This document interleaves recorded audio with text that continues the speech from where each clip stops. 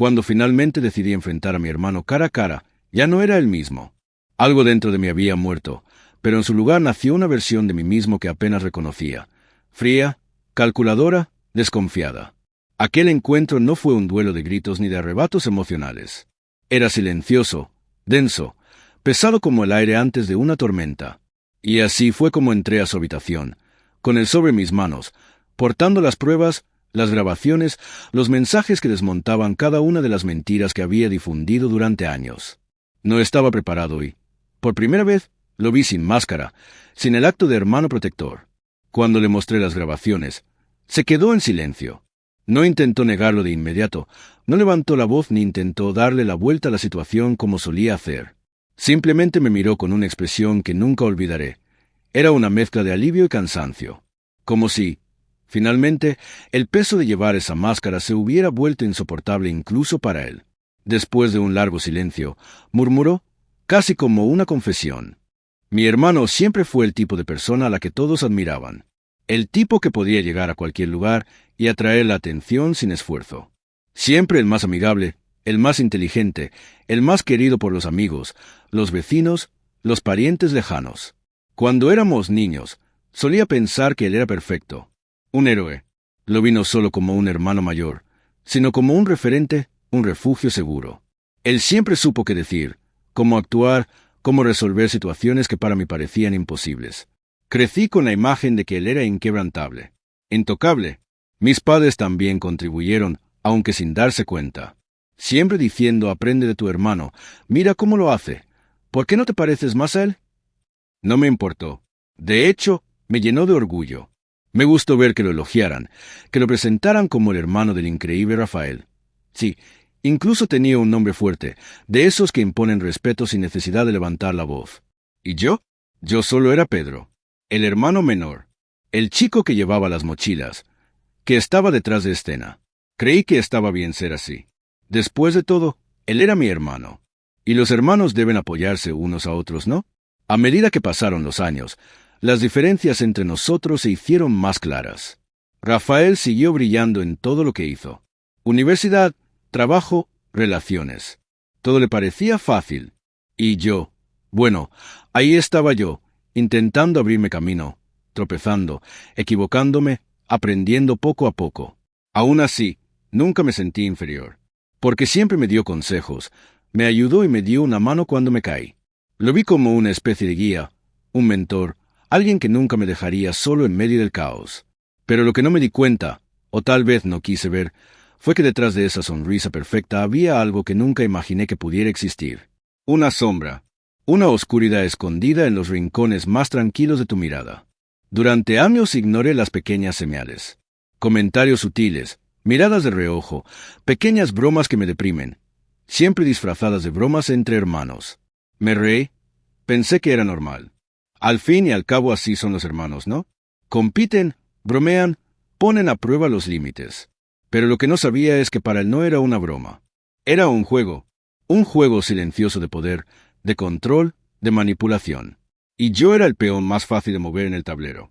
Durante mucho tiempo pensé que me estaba protegiendo, cuando en realidad me estaba rodeando, controlándome, manteniéndome en una cúpula de cristal donde él era el único que tenía la llave. Recuerdo una frase que siempre decía, sonriendo como si fuera un consejo de un hermano mayor. Confía en mí, Pedro. Solo quiero lo mejor para ti. Y yo, cegado por la admiración, por la necesidad de aprobación, nunca cuestioné. Yo confié. Lo di todo, sin miedo, sin reservas. Conté mis secretos, mis planes, mis inseguridades. Y él escuchaba, pacientemente, dándome consejos, mostrándome el camino, o al menos eso era lo que yo pensaba. Fue solo cuando la vida empezó a darme pequeñas victorias, cuando comencé a seguir mi propio camino, a tener mis propios logros, que su máscara comenzó a caer. Pequeños gestos, reacciones sutiles que antes pasaban desapercibidas comenzaron a hacerse visibles. Y empecé a ver algo que me asustó profundamente. Mi hermano no estaba feliz por mí. De lo contrario, cada logro mío parecía encender algo oscuro dentro de él. Una envidia silenciosa y corrosiva que se disfrazaba de preocupación, de consejo, de advertencia. Pero en el fondo, era solo un intento de mantenerme pequeño, de mantenerme bajo su control. Y ahí fue cuando todo empezó a cobrar sentido. Mi hermano, a quien idolatraba, no era el héroe de mi historia. Él era el villano disfrazado de ángel. Y yo, durante todos estos años, fui el ciego que alimentó a su propio verdugo.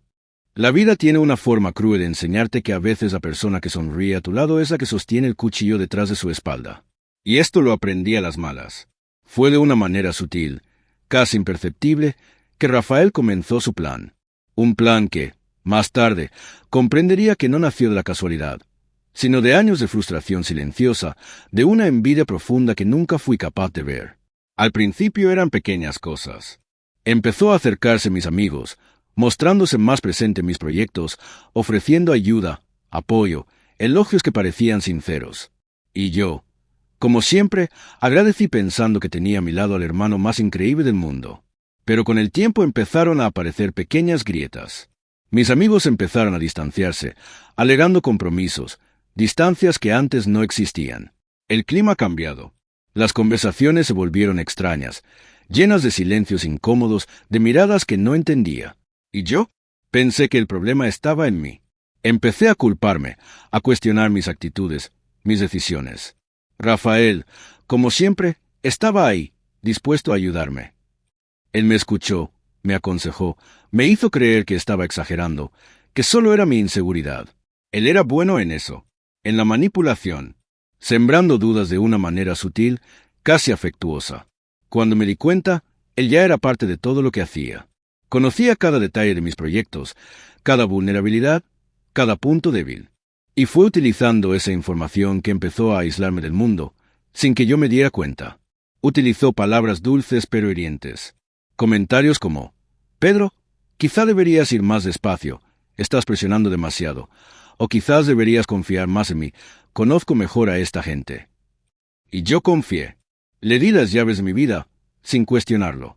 Poco a poco las cosas empezaron a desmoronarse. Primero fue mi relación con los amigos. Luego, mi relación con los compañeros de trabajo. Comenzaron a circular pequeños rumores, historias que no entendía de dónde venían, pero que contenían detalles tan íntimos que sabía que solo alguien muy cercano podía haberlas difundido.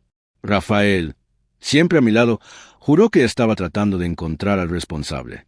Y yo, ciego, le agradecí, creyendo que él era mi escudo contra el mundo. Pero la verdad era mucho más oscura. Rafael no solo quería aislarme, él quería tomar mi lugar. Y para hacer eso, necesitaba destruirme por completo. No solo delante de los demás, sino dentro de mí. Él quería hacerme creer que yo no era capaz, que necesitaba que él existiera. Y eso fue exactamente lo que hizo.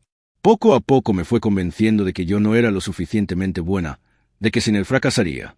Me quitó mi fuerza, minó mi autoestima, me hizo dudar incluso de las cosas que hacía con maestría. Toqué fondo sin darme cuenta de que él me estaba presionando todo el tiempo. Me convertí en una sombra de lo que era antes, insegura, perdida, dependiente. Y lo peor de todo es que le agradezco que siga estando a mi lado.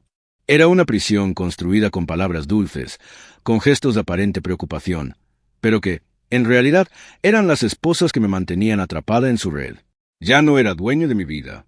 Yo era una marioneta en manos del hermano que tanto amaba. Y aún así no lo vi. No quería ver. Porque aceptar que tu propio hermano está destruyendo tu vida es admitir que todo lo que creías era una mentira. Y yo no estaba preparado para eso. Preferiría creer que el mundo estaba en mi contra antes que afrontar el hecho de que el enemigo estaba dentro de mi propia casa. Fue solo cuando todo se derrumbó, cuando ya no tenía amigos, ni credibilidad, ni confianza, que comencé a ver que las piezas encajaban en su lugar. Pero a esa altura, el daño ya estaba hecho. ¿Y Rafael? Rafael estaba allí, dispuesto a ocupar el espacio que yo dejé. ¿Y yo? Yo solo fui un espectador de mi propia caída, sin entender que esto era solo el comienzo de la pesadilla que él había planeado meticulosamente durante años.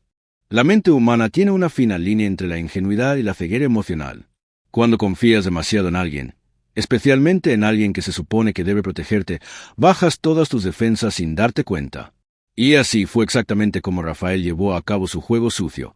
Entre bastidores, sin prisas, sin fanfarrias, con la calma calculadora de quien sabe exactamente dónde debe estar cada pieza. Era un maestro del disfraz. Mientras todos creían que veían a un hermano protector, a alguien de confianza, detrás de escena manipulaba cada hilo de mi vida como si fuera un titiritero experimentado. Empezó a infundir dudas en todos los que me rodeaban. Comentarios sutiles, hechos en el momento adecuado, dichos con ese tono de quien se preocupa. Cosas como, Pedro ha estado actuando un poco extraño últimamente. ¿Te has dado cuenta? Oh, está bien. He notado que ha estado distante y agresivo. Creo que está pasando por una etapa difícil. Y por supuesto, nadie sospechó de Rafael. ¿Cómo pudieron? Fue el hermano ejemplar. Siempre presente, siempre primero en echar una mano. ¿Quién dudaría de alguien así? Nadie. Yo tampoco. Al mismo tiempo, difundió pequeñas mentiras sobre mí, historias distorsionadas, siempre con un grano de verdad para hacerlas parecer más creíbles. Les dije a mis compañeros de trabajo que era emocionalmente inestable, que tenía arrebatos de ira, que era inestable y peligrosa. Poco a poco, las puertas comenzaron a cerrarse. Los proyectos me fueron quitados de las manos. Las invitaciones desaparecieron. Y en los pasillos el aspecto cambió. De la admiración pasaron a la desconfianza y a la compasión. Me convertí en un fantasma dentro de mi propio mundo, sin saber realmente qué estaba pasando. Él sabía tocar con maestría. Él nunca atacó directamente. Él siempre utilizaba a terceros, creaba situaciones donde yo terminaba reaccionando mal, emocionándome, alimentando la imagen que él había creado. Como aquella cena familiar donde él, disfrazado, soltó historias personales mías, exponiendo mis inseguridades, mis derrotas, como si fuera una broma inocente. Exploté. Y por supuesto, todo el mundo quedó sorprendido por mi reacción. Él, con su calma y paciencia, simplemente negó con la cabeza y dijo, ¿ves lo diferente que está? Estoy preocupado. Ese fue el juego. Hazme quedar como el desequilibrado. Aislarme emocionalmente, empujándome al fondo del pozo y, al mismo tiempo, extendiéndome una mano sucia como si fuera mi único apoyo. Y me caí, cada vez más profundo. Porque en ese momento Rafael era todo lo que tenía. Se había llevado a todos los que me rodeaban. Mi propio hermano me tenía como rehén, sin darme cuenta de que estaba en una celda construida por sus manos. Pero lo más cruel fue cuando empezó a acercarse las personas que más significaban para mí. Se hizo cercano a mi novia, a mis pocos amigos restantes, siempre con ese discurso de hermano preocupado. Él les dijo que necesitaba ayuda, que él estaba allí para cuidarme, para evitar que me destruyera. Y por supuesto que lo creyeron. Y así, sin que yo me diera cuenta, él fue ocupando mi espacio, mis relaciones, mi círculo más cercano. Incluso en el trabajo, él empezó a ser visto como más competente, más confiable, mientras que a mí me dejaron de lado. No entendí lo que estaba pasando, me sentí confundido, perdido. Empecé a dudar de mí mismo. ¿De verdad me estaba volviendo loco? ¿Tenía razón Rafael? ¿Yo era el problema? Ese fue el golpe más bajo de todos. Hacerme dudar de mi propia cordura, de mi propia percepción de la realidad. Y lo hizo con maestría, con esa calma venenosa, con esa sonrisa que, ahora lo sé, escondía un pozo sin fondo de envidia, odio y deseos de destrucción. Él no solo quería mantenerme alejado de la gente, quería destruirme desde dentro. Quería apretar el gatillo yo mismo, sabotearme, autodestruirme. Y yo, vulnerable, sin apoyo, rodeado de dudas, comencé a hacer exactamente eso. Comencé a evitar a la gente, a encerrarme en mí mismo, a reaccionar agresivamente, a alimentar la imagen que él había creado. Me convertí en el reflejo de lo que él plantó en mí. Y, en silencio, celebró. Porque su juego sucio estaba funcionando. Yo solo era una pieza rota en un tablero donde él era el rey absoluto. Hay momentos en la vida en que el abismo deja de ser una metáfora. Se convierte en algo real, tangible. Y ahí fue exactamente donde me llevó Rafael. Un lugar donde ya no podía distinguir qué era verdad o falso, qué era paranoia o realidad. Pero ese día en particular, cruzó todos los límites. Y lo que ocurrió no fue solo una traición. Fue una ejecución emotiva, fría y calculada. Me lanzó una puñalada con placer, sabiendo que esta vez no tendría fuerzas para levantarme. Todo empezó en una mañana aparentemente normal. Ya no salía mucho de casa. Me aislé en mi pequeño apartamento, ahogándome en inseguridades, viviendo una rutina gris y apática. Así me quería, sin luz, sin perspectivas, sin salida. Ese día, Rafael apareció en mi puerta, con esa misma sonrisa de siempre. Dijo que quería hablar, que estaba preocupado por mí, que necesitaba escuchar algunas verdades. Yo, que ya no tenía energías para discutir, simplemente lo dejé entrar. Trajo café, como solía hacerlo, tratando de crear un ambiente de hermandad, de complicidad. Pero había algo diferente en su mirada, algo más frío, más calculado. Parecía demasiado tranquilo, como si supiera que había ganado la guerra y ahora estaba allí solo para recoger los pedazos. Se sentó en el sofá, cruzó las piernas y, con la calma de quien está a punto de decir lo obvio, comenzó a hablar. Dijo que había algo que necesitaba saber, que todo lo que pasaba en mi vida no era mala suerte, no era persecución. Fue una consecuencia de mis propias decisiones, de mis actitudes. Dijo que trató de ayudarme, trató de advertirme, pero que yo era terco, ciego y autosaboteador. Y entonces se tomó la libertad de intervenir en mi favor. Alguien tenía que poner fin a tu decadencia, Pedro. Y nadie podía hacerlo mejor que yo, dijo, mirándome fijamente a los ojos, con ese tono arrogante y paternalista. Y ahí fue cuando me arrojó la verdad en la cara. O al menos la versión distorsionada que quería hacerme creer. Me dijo que había hablado con mis jefes, mis amigos, mi novia. Eso expuso mis conductas inestables, mis problemas psicológicos, mis arrebatos de ira. ¿Quién contó detalles íntimos, exponiendo mis defectos, mis secretos más profundos, aquellos que solo conocía? Y todo esto, según él, era por mi bien, para poder aprender a dejar de destruirme. Me quedé en silencio, tratando de procesarlo. Se me revolvió el estómago. Fue como si me hubieran dado un puñetazo en el pecho. Pero no se detuvo. Él siguió bombardeándome con verdades que cortaban como cuchillas afiladas. Dijo que nadie quería saber más de mí, que me veían como un fracaso, una persona inestable, un peso muerto, que él, por compasión, tomaba las riendas de mi vida. De hecho, dijo, ya estaba cuidando mis contactos, manteniendo las puertas abiertas para cuando yo estuviera mejor.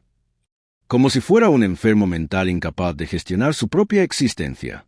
La humillación fue completa cuando me echó en cara que estaba saliendo con mi exnovia, quien según él necesitaba a alguien estable, alguien que supiera cuidarla, algo que yo nunca pude hacer. Y, encima, me dijo con mucha frialdad, Pedro, solo estoy ocupando el espacio que dejaste vacío. Recuerdo estar allí de pie, en silencio, con las manos temblorosas, incapaz de reaccionar. Fue como si mi cuerpo hubiera sido anestesiado. Rafael había destruido todo. Mi vida, mi reputación, mis relaciones, mi identidad. Y aún así sonrió, con ese aire de superioridad, como si me estuviera haciendo un favor. Ese día, algo dentro de mí se rompió. Yo no lloré, yo no grité, no pedí explicaciones. Me quedé mirándolo en silencio, sintiendo el amargo sabor de la humillación, de la derrota total. Rafael había ganado, y él lo sabía. Sabía que me había reducido a nada. Y al salir de mi apartamento, me dijo algo que jamás olvidaré.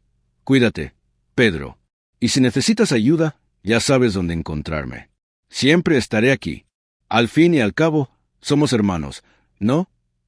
La puerta se cerró, y me quedé allí, en la oscuridad, en la soledad más profunda que un ser humano puede sentir. Fue el día en que comprendí que, para algunas personas, el placer de destruir a alguien va mucho más allá del odio. Es una necesidad. Y Rafael, mi propio hermano, me había hecho esto. Pronto, fríamente, con maestría. Después de ese día, ya no fui yo mismo. De hecho, ya ni siquiera sabía quién era. Rafael consiguió lo que quería. Me arrancó la piel, los huesos, dejándome solo como un cascarón vacío, sin alma, sin voluntad, sin propósito. Me convertí en un espectro que deambulaba por las habitaciones de mi apartamento, que parecía más una celda de prisión que un hogar. Las paredes, antes llenas de recuerdos, fotos, logros, ahora parecían mirarme con desprecio, como testigos silenciosos de mi ruina. Pasé mis días en silencio, sin televisión, sin música, sin móvil. El mundo exterior seguía girando, pero dentro de mí, todo se había detenido. El tiempo ya no tenía sentido. Dormí durante el día y pasé las noches despierto, mirando al techo, como si en algún momento se abriera y me tragara entero. Ojalá que sucediera. Quería desaparecer. Desaparecer sin dejar rastro. Era más fácil que mirarme al espejo y ver a ese extraño mirándome con ojos vacíos. La comida ya no tiene sabor. La poca ropa que llevaba estaba sucia, arrugada, como yo. Ya no me importaba. No comí, no dormí bien, no hablé con nadie. Había desaparecido del mapa. Nadie me estaba buscando. Nadie preguntó por mí. Rafael tenía razón. Yo era un peso muerto. una sombra de lo que una vez fui. A veces pensé en llamar a alguien, enviar un mensaje, pedir ayuda. Pero entonces recordé sus palabras resonando en mi cabeza. Nadie quiere saber de ti, Pedro. Nadie. Y lo peor de todo es que lo creí. Pensamientos oscuros comenzaron a dominar mi mente. Ideas peligrosas. Empecé a ver la muerte como una salida lógica, casi liberadora. Ya no se trataba de dolor, se trataba de descanso. Sobre silenciar el caos interno que Rafael había sembrado dentro de mí. Pero incluso en esas horas oscuras, algo dentro de mí todavía me frenaba. Quizás era un remanente del Pedro y que una vez fue. O tal vez era miedo. No sé, pero el hecho es que todavía estaba allí. Vivo, si a eso se le pudiera llamar vida. Y fue durante este periodo que comencé a tener alucinaciones. O al menos eso creía. A veces veía a Rafael parado en la puerta de mi habitación, sonriendo. Otras veces oía su voz susurrándome al oído, diciéndome que yo era patética, inútil, un fracaso. Terminé corriendo por la casa, desesperada, buscándolo, creyendo que realmente estaba allí. Pero por supuesto, no había nadie. Era mi mente torturándome. O tal vez era él mismo. Porque en cierto modo él estaba allí, dentro de mí. Llevaba a Rafael dentro de mi cabeza, como un parásito que se alimentaba de mi culpa, de mi dolor, de mi humillación. Me volví paranoico. Cerré todas las puertas y ventanas y revisé docenas de veces para asegurarme de que todo estuviera cerrado. Tenía miedo de que volviera, pero al mismo tiempo deseaba que viniera. Eso acabaría conmigo de una vez por todas. Eso pondría fin a todo esto. Era un círculo vicioso de miedo y deseo de destrucción. Estaba al borde de la locura. ¿Y la peor parte? Empecé a pensar que me lo merecía. Ese fue mi castigo. Que Rafael, en el fondo, tenía razón. Que en realidad yo era el culpable de todo. Y en ese estado de completa degradación, llegué al fondo del abismo emocional. Un lugar oscuro, frío, sin eco, sin salida. Donde pierdes por completo la noción de quién eres, de lo que sientes, de lo que quieres. Donde incluso el odio hacia quienes te destruyeron se convierte en apatía. Fue en ese momento que comprendí el verdadero alcance de lo que Rafael me hizo. Él no solo quería destruir mi vida exterior, quería borrarme de adentro hacia afuera, convirtiéndome en un zombie emocional, en un ser sin identidad, sin propósito, sin existencia. Y lo consiguió. En ese momento, Rafael era dueño de mi mente, de mi cuerpo, de mi alma. Había perdido la guerra sin siquiera darme cuenta de que estaba luchando. Y aunque tuviera fuerzas, no sabría cómo empezar a reconstruir algo. Porque no quedaba nada, solo escombros, cenizas y vacío absoluto. Los días habían perdido su nombre. Ya no sabía si era lunes o domingo. El calendario en la pared permaneció congelado en un mes lejano, como si el tiempo me hubiera abandonado. Fue en ese vacío existencial que, sin previo aviso, el pasado llamó a mi puerta. No literalmente. Llegó de una forma más cruel. En forma de recuerdos, detonantes que aparecieron de la nada, arrancando mi mente de esa burbuja apática y obligándome a revisitar heridas que creía ya curadas. Era de noche. Estaba en el frío suelo de la cocina, con una botella vacía a mi lado, perdida en ensoñaciones sin sentido. Y de la nada, mi cabeza empezó a traer recuerdos de la infancia. Recuerdos de Rafael, de ambos, desde que éramos apenas unos niños. Y por mucho que quería borrar esas imágenes, llegaban en oleadas violentas, arrastrándome a un mar de amarga nostalgia. Recordé el primer cochecito que compartimos, las noches en las que, asustados por los truenos, nos escondíamos bajo la misma manta, las peleas tontas que siempre terminaban en risas. Me acordé de Rafael, quien me protegía de los abusadores del colegio, quien me enseñaba a jugar al fútbol, quien me defendía con uñas y dientes de cualquier amenaza externa. ¿A dónde fue ese hermano? ¿Cuándo se convirtió en el monstruo que me destruyó?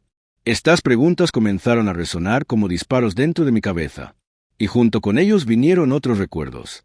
Recuerdos que había enterrado inconscientemente, como las veces en que Rafael me miraba con un brillo extraño en los ojos cuando recibía cumplidos, como los chistes ácidos que hacía, disfrazados de chistes, pero que llevaban un veneno invisible.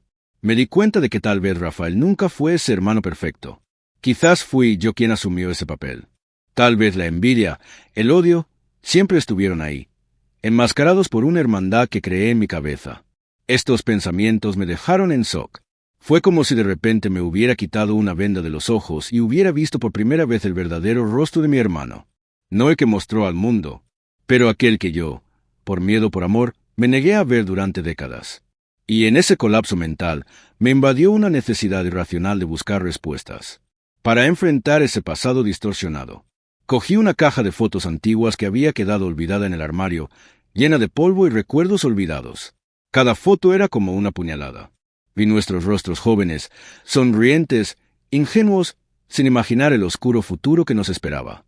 Vi a nuestros padres, tan distantes, tan ausentes, siempre concentrados en sus propias vidas, sus carreras, sus apariencias. Quizás esa fue la raíz de todo. Tal vez Rafael nunca se sintió visto, amado, valorado. Tal vez, en el fondo, se convirtió en lo que es porque nadie lo vio. Ni siquiera yo. Estas suposiciones me atormentaban, porque de alguna manera comencé a sentir pena por él. De Rafael cuando era niño. De aquel niño que tal vez ya cargaba con heridas invisibles que nadie se molestó en curar. Y fue entonces cuando me di cuenta de algo cruel. Estaba tan rota, tan destrozada, que incluso mi ira se estaba desvaneciendo. Ya no sentía odio. Sentí un triste vacío, una compasión enfermiza, como si, en el fondo, ambos fuéramos solo víctimas de una cadena de dolor que comenzó mucho antes que nosotros. Pero esta comprensión, lejos de traerme alivio, me hundió aún más. Porque ahora entendí que no existían villanos ni héroes. Solo hubo víctimas. Yo, él, todos nosotros. Y eso dolió más que cualquier golpe que me había dado Rafael. Porque si solo fuera un monstruo, sería más fácil odiarlo, despreciarlo. Pero cuando me di cuenta de que él también era un producto roto de un pasado disfuncional, me vi obligada a enfrentar la verdad más dura. Éramos gemelos siameses del mismo dolor, conectados por una historia de abandono, soledad y resentimiento. Fue en ese momento que lloré. Por primera vez en meses, realmente lloré. No por mí, no por todo lo que perdí, sino por ese niño que vi en las fotos, que era yo, que era Rafael, y que nunca tuvo la oportunidad de ser feliz. Lloré hasta no tener más lágrimas, como quien intenta lavar su alma en un mar de arrepentimiento tardío. Y al final, lo único que quedó fue un cansancio devastador, como si hubiera cargado sobre mis hombros el peso de toda una vida. Me quedé dormido en el suelo, abrazado a esas fotos, como quien intenta aferrarse a los pedazos de una infancia que nunca regresaría. No sé exactamente cuántos días permanecí en ese estado de entumecimiento emocional, perdida en el laberinto de recuerdos que me arrastraban a los años más oscuros de mi infancia. Pero en algún momento, como un espectro del pasado, regresó. Rafael apareció, sin previo aviso, sin ceremonia, como si supiera exactamente el momento en el que yo estaba más vulnerable, más frágil, más desarmado. Y tal vez él lo sabía. Quizás siempre lo supo. Era una mañana sofocante y pesada, como si el aire mismo estuviera cansado de mí. Escuché el golpe seco en la puerta. Mis instintos me dijeron que no lo abriera. Para encerrarme, fingir que no existía. Pero mi curiosidad, o quizá mi necesidad malsana de comprender, hablaba más fuerte. Cuando abrí la puerta, allí estaba. Rafael, impecable, con esa sonrisa falsa pintada en el rostro, vistiendo una camisa cara, como quien viene a visitar a un enfermo terminal al hospital.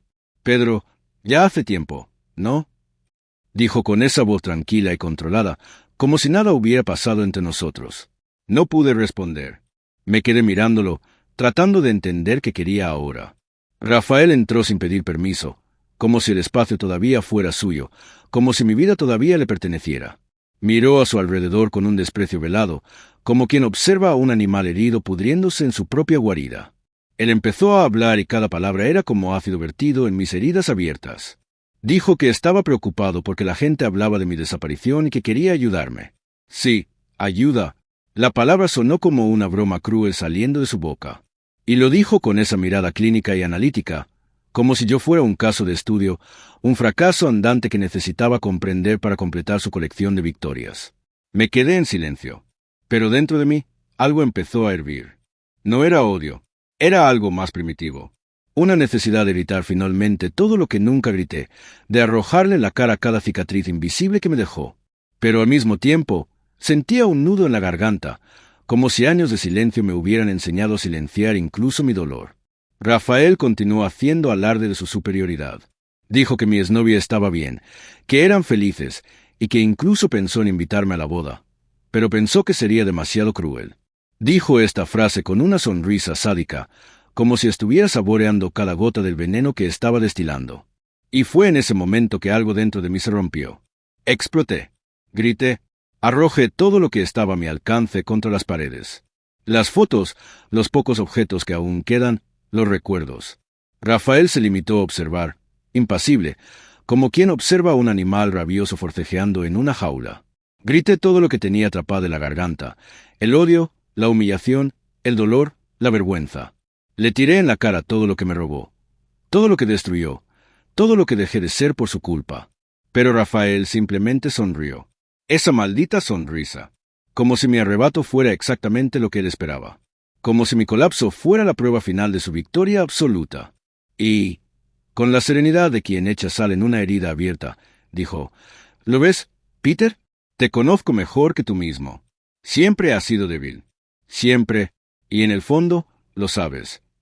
Él se dio la espalda y se fue, sin mirar atrás, como si fuera basura desechable, como si fuera un capítulo cerrado en tu historia personal de logros. Me quedé allí, tirado en el suelo, jadeando, exhausto, con la garganta ardiendo de tanto gritar. Pero por primera vez en meses me di cuenta de algo extraño. Estaba sintiendo. Él estaba vivo, dolorosamente vivo. La explosión de ira había arrancado la anestesia que me mantenía en coma emocional. Y aunque estaba hecho pedazos, destrozado, humillado, todavía respiraba. Fue en ese momento que entendí algo brutal. Rafael podía haberme robado mi reputación, mis relaciones, mi vida social. Pero todavía había algo que no podía quitarme. Mi capacidad de sentir. Mi dolor seguía siendo mío. Mi ira, mi odio, mi tristeza.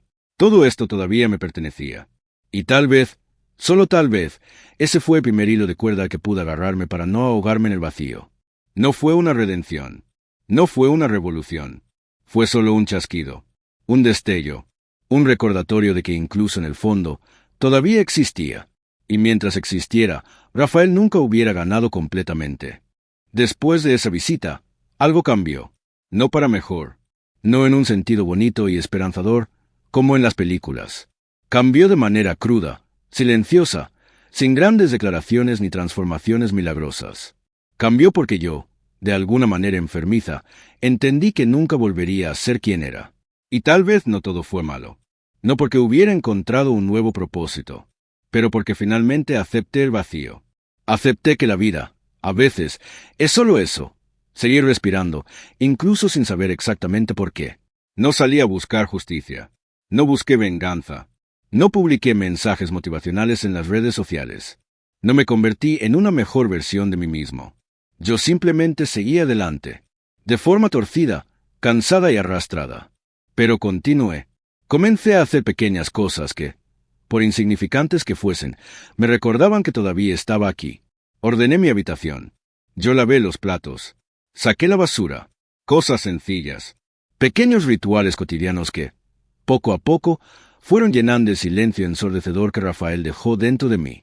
Y en esos gestos automáticos comprendí algo que nadie me enseñó nunca, que a veces sobrevivir es el acto más valiente que alguien puede cometer. No porque la vida tenga que ser una guerra constante, sino porque seguir adelante, incluso con las cicatrices expuestas, es un acto de rebelión silenciosa contra quienes intentaron borrarnos. No busqué a Rafael. Ya no quería oír su nombre. Continuó con su vida, probablemente contando su versión de la historia, pintándose como el héroe que me salvó de mí mismo. ¿Y yo? Acepté ser el villano en su narrativa, porque entendí que ya no necesitaba demostrarle nada a nadie. No necesitaba audiencia, ni validación, ni testigos. Mi dolor era mío, mi historia era mía, y lo podría llevar a mi manera. En silencio, en la oscuridad, sin aplausos. Me mudé a un lugar más pequeño. Una ciudad donde nadie me conociera, donde pudiera ser solo una cara más entre la multitud. Y fue allí, en ese anonimato absoluto, donde encontré algo parecido a la paz. No la paz que se vende en los libros de autoayuda, sino una paz fría, pragmática y real. La tranquilidad de saber que allí nadie esperaba nada de mí. Nadie quería que yo fuera fuerte, resiliente, un ejemplo de superación. Podría simplemente ser. Las noches continuaron siendo largas. Pesadillas, frecuentes.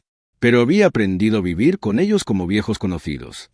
Y de alguna manera, incluso aprendí a respetar mis propias sombras. Porque eran parte de mí. Y ya no tuve que luchar más contra ellos. Bastaba con dejarlos coexistir. A veces, sentado en un banco del parque, viendo gente que nunca sabría mi nombre, pensaba en Rafael.